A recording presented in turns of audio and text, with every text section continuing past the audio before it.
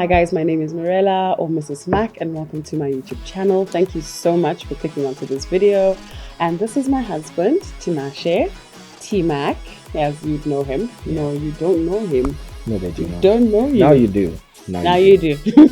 And today we are celebrating 365 days of being married. Oh, Yes, yeah, do the thing like this. Yes, it's been an amazing 365 days, an eye-opening 365 days, and we're super grateful to God for bringing us this far. And we wanted to bring you a few points that we have learned to those who are looking to getting married, to those who are already within the journey, the zone. to those who are in. These are things you may or may not relate to, but these are things that were like specific to our marriage. And yeah, so I'm going to start. The first thing I learned was how important friendship is. And sorry about the noise. We are outside. It is hot and we are having coffee. Anyways, the first thing I learned was friendship is important. So I'm sure I'm going to do another video on how we met. Yeah, sure. But friendship is really important because you're walking this journey. You do not want to do it with a stranger. And with a friend, you don't fight as much. You're not as petty. You're actually really forgiving. And you get to have fun. There's very little pressure. It's easier to talk to. Well, he is easier to talk to. Yeah, so, and you can laugh together and you can have like your private time without necessarily offending each other. So yeah, that's the first thing. What's your first thing? My first thing is communication. Okay. Communication. Yeah. I think that's a big deal in relationships. I think a lot of the times we know it's cliche almost to say communication is key, but it is indeed key. There will be times where you need to get a point across or when you need to make something known. And oftentimes we make the mistake of not being clear about how we feel or what we're thinking or what we're thinking about doing. And because maybe we're afraid of what the other person might think, or we're not sure if it's going to be taken correctly, But communication is key. It's better to over communicate. That's one thing I've learned throughout this journey. Clarity in that communication is key as well. Hold nothing back. I think all the times I've tried to hold stuff back, it always comes back as unresolved, and you have to go over it again. I think, it is very important to be clear when you communicate. Communicate. Communicate. All right. Communication was actually my third point, but I can bring it up now. The one thing I have learned is not to harbor. If something is bothering you in that moment, if you're like emotional and you're angry, you don't have to discuss it there and then, but do take time away, like a few moments just to let some steam out your ears and calm down and like collect your thoughts, and then come back and be like, you pissed me off. That was wrong. I didn't like it. So it's good to not harbor and like have issues like, last week you did this and then the other week you did that and the other week, and he can't remember. Yeah. Or if he does that to me and he's like, that's what you always do. Hey, ain't nobody got time for that, guys. This is like a lifelong journey. We have no time to be trying to remember what this one did and what that one did. Like, address things in the moment, how they hurt you, and move forward. Let's keep going, keep pushing. Right. Right. So I said my second point. You go next. Okay. I think my second point, not on my sticky note, but right here, is intention. I think intention. And what I mean by this is you will find that oftentimes when you guys are dating before you get married, you probably don't live in the same space, right? And your primary mode of communication is your phone. And every now and again when you guys go out on a date or for a movie or when you hang out, right? You will notice that when you get married, things kind of change a little bit. A little. Like a lotto bit. Like a little. Right? And so you find that you get into the home, there's responsibilities that need your attention, both your attentions. You've got bills to pay, you've got clients to service, you've got work to do, you've got family, and everything just gets bigger and wider and demands more of you. And if you aren't careful, what would happen is you will start to give less of each other to each other, right? Okay. To the point that when I would remember to buy you flowers, for example, or when I would remember to do something nice for you, or just chill with you, or just hold your hand, I don't get to, yeah, or feet, right? I don't get to do that as much because so many other things are demanding my time and my attention and things like that. So you need to always take a moment to look at whether you're doing enough of that along the way, because it's easy to get sucked into all the other Daily responsibilities. Yeah. Yep. And then, she starts to say, oh, he hasn't bought me flowers, or oh, he hasn't taken me to dinner. Or you have your own complaints as a guy. Like, I don't know what she does for you that she's not doing anymore, or not doing enough of. So I think it's important to be intentional. Yeah. You need to be conscious of that and make it a point, make it a priority, as you would paying for your internet or for your DSTV or for your Netflix. You Yeah. know that by this date, I need to make this payment. Yeah. Same thing applies in this instance, where in that relationship, make it important for you to acknowledge the other person, affirm them, gift them, care for them. Just remind them that actually this is why we're here. Yeah.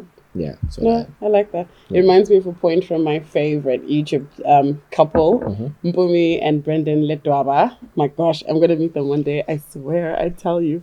They say marriage is work. It's a job. You gotta wake up every day and get to it. The same way you wake up early and you're trying to meet your boss's expectations. You can't be out here trying to please someone who has no relation to you just because they pay you a salary, and then you let your partner go. Like, oh, okay, he can take care of himself. Or nah, he must learn. It's not right. You can't be out there serving someone just because of money. I know it's important. I know it's a job, but you need to also like serve in your relationship intentionally. Yeah. Like, yeah. My next point is I am not super wife. I am out here proclaiming the Dun, truth. da, da, da. I am not super wife. I'm not. So initially, like when we started like our courtship, we spoke on like roles in the home. And you can ask him, I was sitting in the car and I was like, I will do the dishes. I will clean. I will mop. I will go to work. I will bring the paper. I will cook casserole dishes, different dishes every day, and then we go to the bedroom and praise the Lord, I was so like pumped in my head. And then I got married. And like the first weeks, I don't know if I was even doing it. Like we're really busy with like doing up the house and just trying to make things pretty and like fitting in together. Painting and all that. And then I tried to be super wife and I experienced so much burnout. And so the burnout, I didn't know what I was actually like experiencing in the moment. So I would then get pissed at him. He would like ask me like a basic question, like, so how are you? And I'm like, hi. And he'd be like, Right. oh, shit. Come on, I'm just trying to find out how you're doing it. Yeah. And I realized that by trying to be Miss Perfect, and nobody told me to do this. That's number one. Number two, he didn't ask me to be this girl, woman, wife, super wife. I put the pressure on myself, and I actually had to disengage and come tell him, like, I'm sorry. I promised, over promised. So I And don't then the deliver. do laundry. Can't cook. No, but like I had to communicate that I won't be able to do everything and I actually need help. I cannot do everything. I actually need help. And is it okay if the house is a little bit of a mess? Because who else are we trying to please? Nobody. And he is my partner. He's my roommate, my housemate. I need to tell you, yo, bruh, yay, the floor, can you handle it? Because I can't right now. I'm tired from work. We work similar hours and I come home and I have to cook. Some nights I don't cook. I'm like, yo, it's one of those nights. I'm not cooking. Else I will burn it up or oversalt or I'm not going to enjoy it. I'd love to enjoy the rest of my evening. Could we go out for takeout? Like, just grab something. Yeah. And he's been really understanding. So I'm grateful for that. But just like, no, really, great husband. No choice. Look can I at you, do? What can I do? Super husband. So yeah, that's the one thing I can say. To my sisters out there, we are not superwomen. If you are a superwoman, I am dreaming of being like you one day. Yeah, I'm working at it. All right, what's your next point? Let's see here.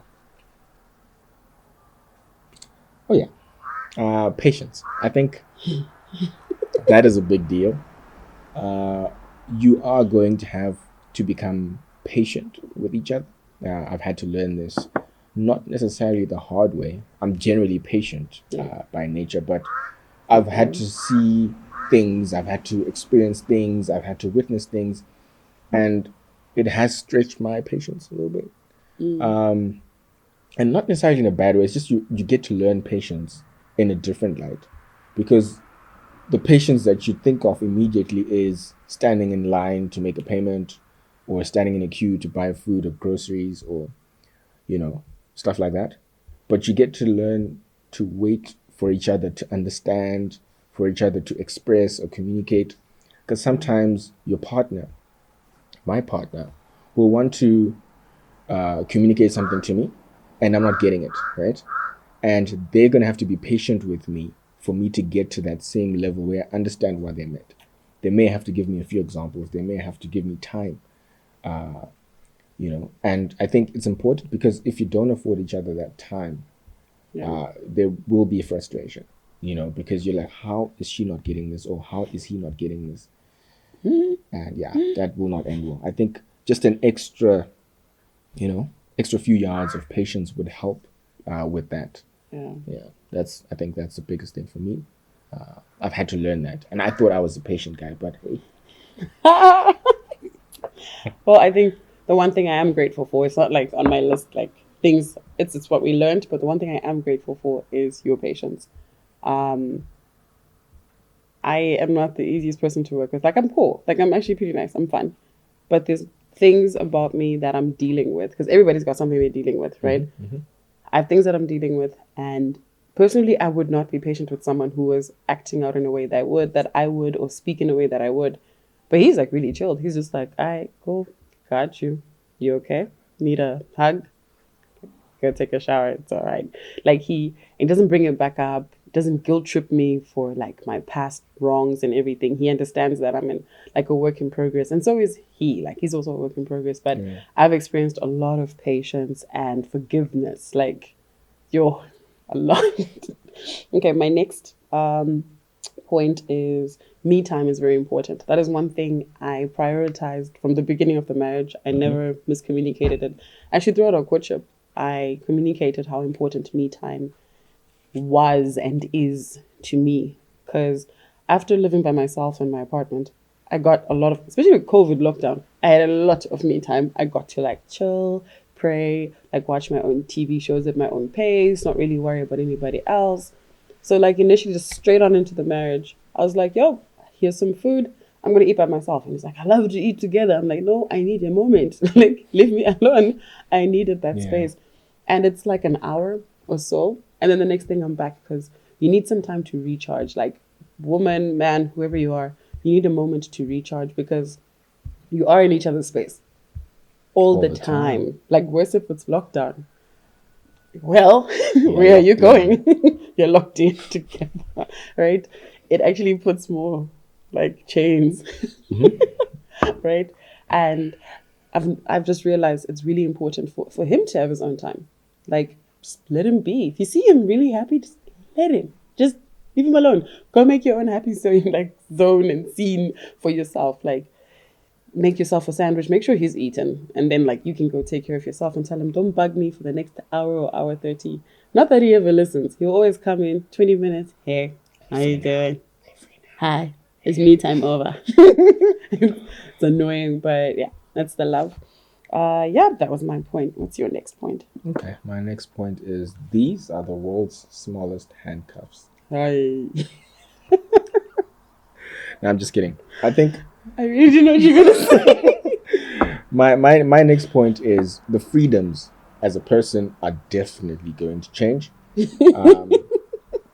You're gonna have to learn to adapt, Yeah. because your freedoms will change. I, for one, can say both of us actually had our own spaces before we got married.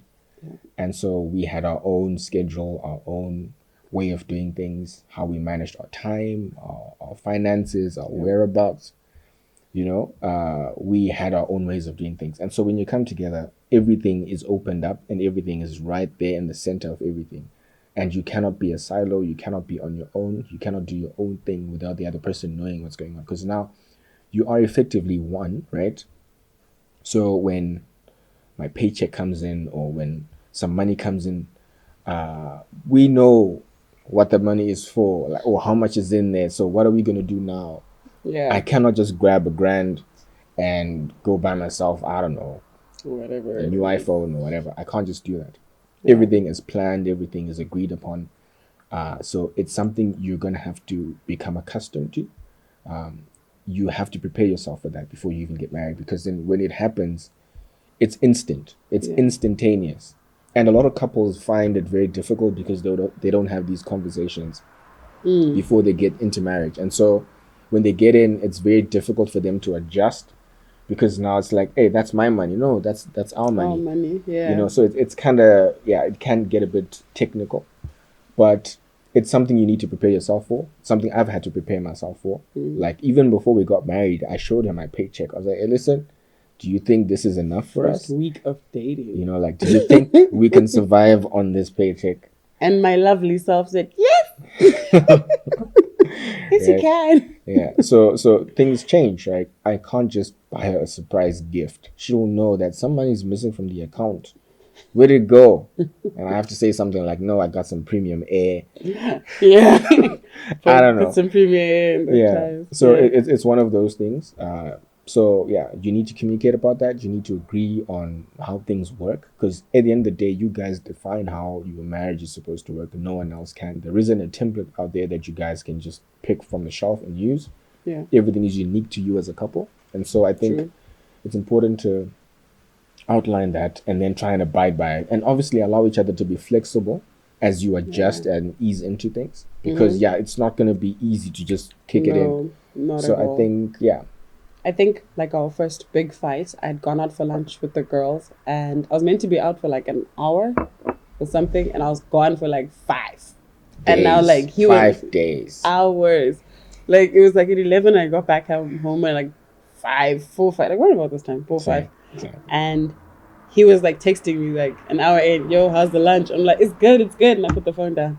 He's like, so 30 minutes later, so how's it going? We haven't been served. He's like, okay, have you eaten? I'm just like, bruh. Yo, like, you know, like how it is like when you're having a meeting with your friends. And he was like, nah, I've got time. And he's like, I'm watching a movie. I'm like, I don't care. Like, honestly, I was like, I'm having like a moment. I think it had been like, what, 3, 4 months? Yep. And like, I hadn't hung out with my friends or anything. It was just like literally coffee. And then like I got home at like 4 and I was here. And he was here. And we were just like, we didn't shout. Like, we don't, It was intense. we're not like It the was shouting type. intense. I don't think you will never hear us fight. Our fights are really, Yeah, yeah. it's yeah. like really low key when I Fight like, on mute buttons. yes, we don't swear. Like none of that comes naturally to either of us. But I was like really pissed. And he didn't get it, and I didn't. Like, we're both wrong in both instances. Like, I needed time, and he like needed to give me time, but I needed to communicate on my time like more efficiently and effectively, and like let him know that, yo, it looks like my hour lunch is going to turn into a 7-day brunch, so see you next week. Yeah. Food in the fridge. Like, I should have done that, but yeah, we learned, and yeah, we haven't had that problem again. And now he's actually just used to me. I'm like, I'm going for an hour, and he goes, oh god. See you Tuesday. Yeah. All right, my last point is your marriage is what you make it. So initially, like when you get married, like there's a lot of theories of, oh, it's gonna be like a prison. You guys are not gonna get along. Like things change. Oh, he's going to change on you. Nobody really changes. Well, in our marriage, nobody changed, but more was revealed. Like a little bit more, a lot more was revealed on both sides. And some things that none of us knew about ourselves started coming out. Like, you're just like, "Ugh, I didn't know this." You're like, "Ooh, I'm sorry." Like, it's actually shocking to you. And then you have to learn yourself and then explain yourself to your partner. Like, yo, so I slapped. Like, when, like, you know, I'm sorry. I didn't know that about myself. Yeah. I'm sorry. And yeah, so your marriage is what you make it. Oh, look at my hair. Like, your marriage is what you make it. If you guys want to be friends, if he wants to do the dishes, if he wants to be the one who cleans, that's up to you. That's like your thing. Yeah. There's no like, oh, your male role, your female role. It's No one can say that. totally up to you Yeah. guys. And it must be open for discussion. No one should be able to have a say into your marriage. Not your mom, not your dad, not your sister. Like, no one. They should have a say in their marriages. Exactly. No one should come in and speak into why does your husband do this or why does your wife do that. No one, because they're not with you guys. You guys chose each other. You're choosing each other every day. You should literally be able to stand up for your partner. Like, so your husband doesn't do this. And I'm like, yes, he Exactly. does it. So you need to just like, we need to defend each other because people, man, people cannot wait to rip you guys apart. Exactly. Like, and yeah, it gets a little tough. It's a test of all that you are as a couple, actually. Yeah, and you have to learn that you're on the same team. There is no opposite. There's no like your team, my team. No, we're actually on the same team. Yep. So fighting to win an argument is pointless. It's like an own goal. Exactly. That is not the idea. See, and I learned soccer this year. Just for this. Go Liverpool! Is it like losing? We have not lost a match Liverpool. in a while. Don't listen to her. She's nuts. What's your point? Okay, I think my last point is when you get married, you are going to assume new roles. A new role. If you're the dude, you're going to be a new son in her family. If you're a girl, then you're the new daughter in his family. Yeah. And so there are responsibilities that are thrust upon you at that moment. Sorry. This is all dependent on culture. Yeah, We of are course. speaking as Zimbabweans, as Africans, people with cultures, people who want to uphold cultures and respect them. Yep, If you're done with that, then this might not make much sense. exactly. But for us, it's a real thing. And so it is here today with us. Yes. So yeah, like you're gonna have to be the son. If you are fortunate enough to marry into a family where you are the only visible son, then my friend, you are in for a ride. You have to be the firstborn son. You have to cut the grass. You have to, I don't know, go hunting, whatever it is you do. I don't know. And Right? But yeah, you have to prove yourself as a son. And not to say that you're not worth anything without that, but it's just to say your presence has to be felt. Your contributions have to be somewhat visible Yeah. in the family. You are not an invisible partner in this arrangement. You are now someone who is actively expected to do certain things.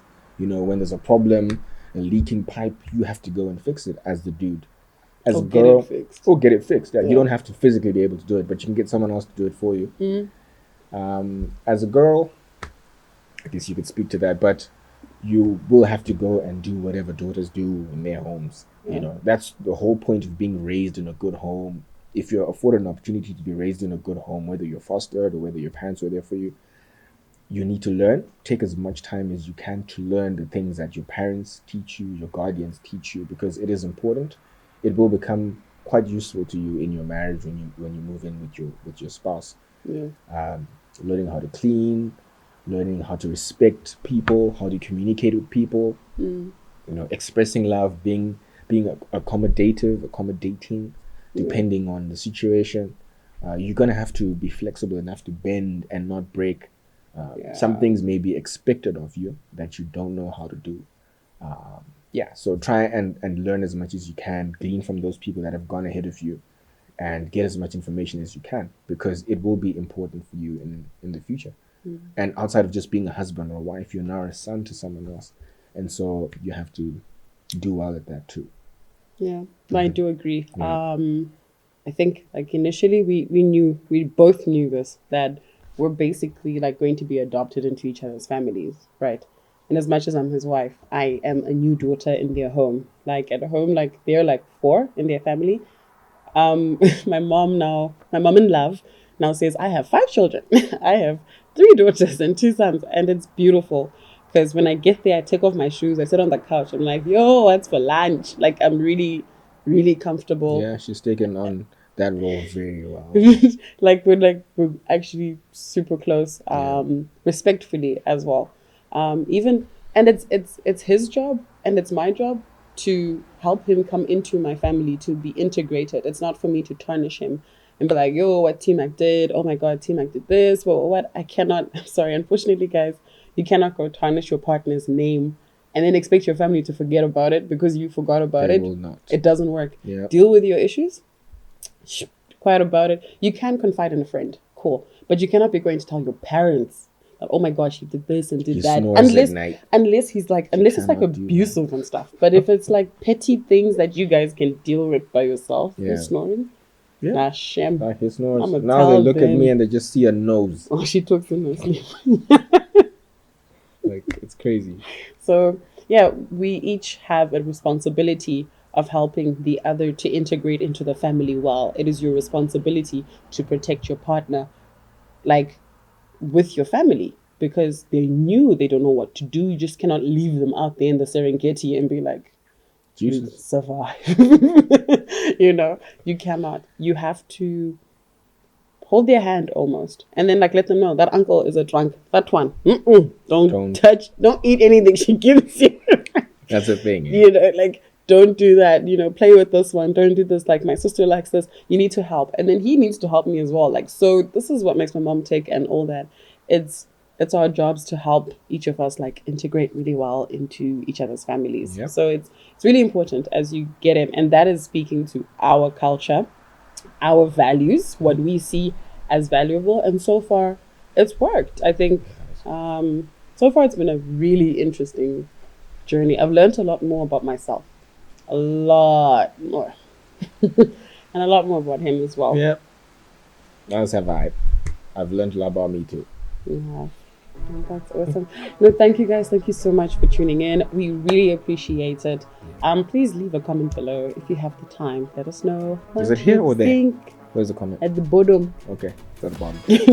Can you just leave us a thumbs up? Don't forget to subscribe. It would mean a lot because I'm new. Like, if you click that red button, I really appreciate it. Like, honestly, I'm grateful. Like, guys, it means a lot to me. Just no, it means a lot to me. For you to subscribe, okay? So that I don't stress you. Bye, guys.